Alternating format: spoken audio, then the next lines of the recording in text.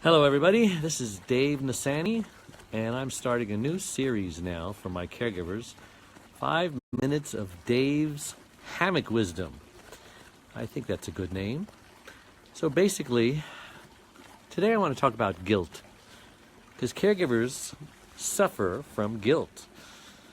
And the reason they suffer from guilt is because they think they should be doing more, or they think they should be doing it better. And sometimes caregivers can actually make their care receivers can sometimes make their caregivers feel like they should be feeling guilty. For example, if you're caring for a parent, sometimes a parent will say something like, you know, I cared for you all those years. You should at least be caring for me like I cared for you and not feel guilty about it, which in fact makes them feel guilty.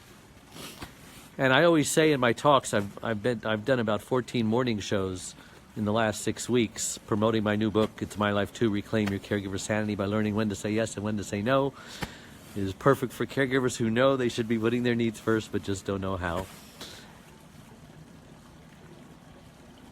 I call it the Sanford and Son complex. And we all know Sanford and Son has been a show that's been around for a long time, longer than I want to think. And it's in syndication, so a lot of younger people know it now. And it goes something like this. Fred Sanford had a son, Lamont Sanford, who was his caregiver. Basically, he was caregiving his father. They were in the junk business, Sanford and Son, and it was a comedy. And Fred was known to always guilt his son into doing something that he had no business doing, that wasn't in his best interest, but he would guilt him by doing something like this. Oh, it's the big one. Oh, it's the big one, son, really. Elizabeth, I'm coming for you, honey. Just wait, sweetheart, I'll be right there. And whatever it was, if it was some corny business deal, or it was, you know, he wanted to get him to do anything, you name it. It was corny. But he would lay him with this guilt, this undeserved guilt, and Lamont would fall for it every single time. He knew better. He knew his father was faking. He knew he was like the boy who cried wolf. But I guess in the back of his mind, he figured, you know, one day Pop's going to really die, and I'm going to really feel bad, especially if I didn't give him what he wanted this last time. And caregivers are exactly the same way. They're just like Lamont. They will cave, they will give in, because they don't want the confrontation or whatever. And so they shouldn't do that, because that kind of guilt, gone unchecked, will kill you. There are so many things that will kill you as a caregiver, because, you know, 30% of caregivers, and there's 65 million of them, actually more, but those are the official counts of the adults that are unpaid in the U.S. There are paid caregivers that aren't included in that number. There are non-adults. Believe it or not, there are kids under 18 who are caregiving their parents or their brothers or sisters because the parents are too busy to do it, and so they enlisted their kids to do it. But the bottom line is 30% of them will actually die before their loved ones do, because of the stress and because of just whatever is causing them to not eat right and not sleep right and not get the help that they need. They isolate themselves and so on. And the lucky ones, the ones who don't die, well, they'll just become sicker than the ones they're caring for, eventually needing a caregiver of their own. So I say that you need to put your needs first. You need to ask for help, a whole bunch of other things that I'll talk about later on another video. But the point of this video is, don't let undeserved guilt affect your decisions, because it could kill you. And I like to think of guilt as a diaper, as poop in a diaper.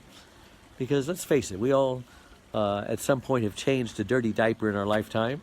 And I like to equate or compare the poop in the diaper to the guilt, and the diaper itself to our conscience. So think about this for a minute. We have guilt. It's either deserved guilt or undeserved guilt. If it's deserved guilt, ask yourself, do I deserve this guilt? And if the answer is yes, then apologize. Say you're sorry. Turn yourself into the police. Ask forgiveness. Make restitution. Do whatever you have to do to make it right. And then you take the guilt, that poop, in the diaper, your conscience, and you toss it away, just like you would this dirty diaper. I know people who suffer from guilt for weeks and months and years. How about all their life? They always feel guilty about something. There's that famous character on that show, Everybody Loves Raymond, Robert Barone.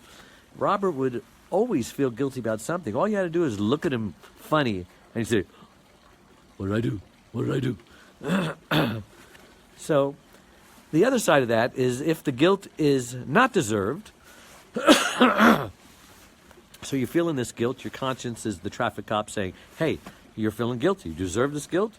You ask yourself, I don't know, do I deserve this guilt? And if you're still not sure that this guilt is undeserved, then go and ask a trusted friend. And if they say, oh no, you don't deserve that, they're just trying to make you feel guilty because of whatever, then you just ignore it. There's no one to apologize to. There's no one to say you're sorry to. There's no restitution to be made. There's no forgiveness to be asked.